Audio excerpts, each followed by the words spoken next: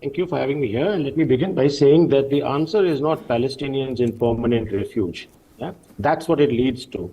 And vacation of the land, the strip of land so dear called Gaza, for Israel to occupy. I mean, that the question of settler colonialism and occupation. But Israel doesn't occupy that land, Mr. Chachra. They vacated it in 2006, and they gave them the right to self-govern for the point of argument.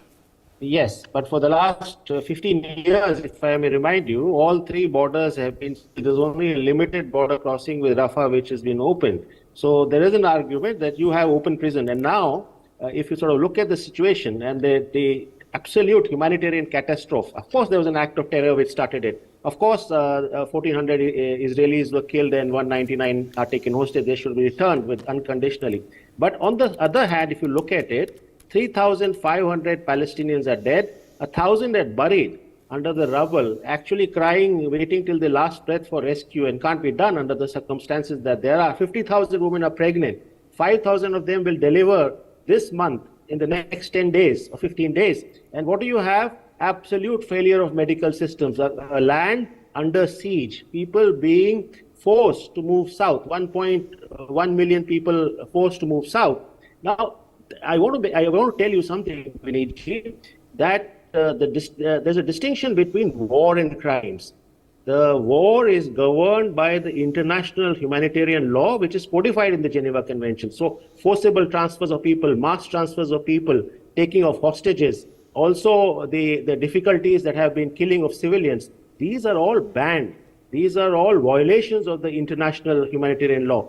And therefore, these fall under the ambit and the definition of what's called the war crimes. And with no accountability, we have seen a blatant, unaccountable sort of war crimes that play in the last days. And let us remind your viewers that it's not just this last 12 days.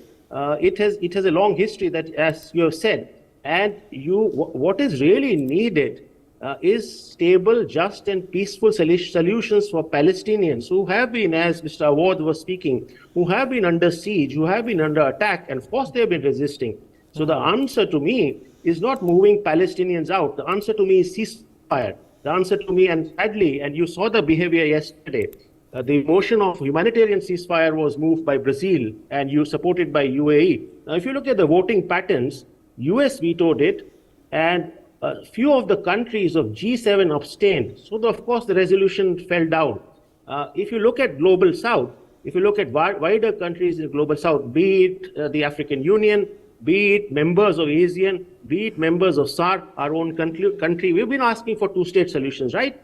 Be it members of Latin American community, Brazil, of course, but Venezuela, Bolivia, Ecuador, one can go on and on. So the large majority of our people and countries of the Global South, what are they asking for? They're asking for ceasefire, either for now humanitarian ceasefire, a humanitarian corridor, humanitarian aid. What are they asking for? A two-state solution, which has been agreed, which is a long-held dream. And the answer is not vacation of Palestinians. But aren't we suffering from the two-state solution ourselves, Mr. Chachra? No, once you agree, you have to abide by international law. That's what I would say. Mr. Chachra, how is this crisis supposed to bring the world together? Because from what we see right now, it's dividing the world. I think a consensus needs to be made on the fact that these are war crimes, and war crimes have to be held accountable, whether it's from the Hamas terror attack or whether it's from the retribution that Israel has done.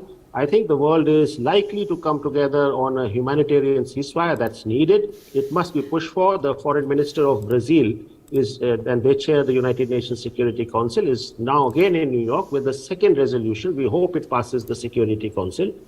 So it brings solace to thousands and thousands of civilians who do not know what kind of a specter of blood that they face in the coming days. So I think that's the second point. I think hostages, and that's again an important point, hostages need to be freed unconditionally.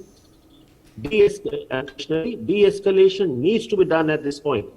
Being human is the key. It's not just being humanitarian. You see 4,000 tons of bombs have been dropped in that area as against 100 tons of aid. Only 20 trucks are still on the way. There's kind of starvation levels of what's happening in South Gaza. So that's the point where we must begin. And I agree with what was said. you do need to take recourse to a two-state solution, but with an understanding that Palestine must exist in peaceful coexistence with Israel. I think that's important to sort of as a future path to get on to, as Ambassador Kapoor was saying. So I think those are the issues. One final point. I think it's time that we go back to the Bandung spirit and Global South shows huge leadership in this. It's an opportunity for that leadership to seek solutions based on peace and justice for the Palestinians who have honestly been under attack for 100 years and close on to 75 years that this conflict is going on. How many thousands of Palestinian lives have gone? How many thousands of Israeli lives have gone? Of course, the Israeli lives are far fewer.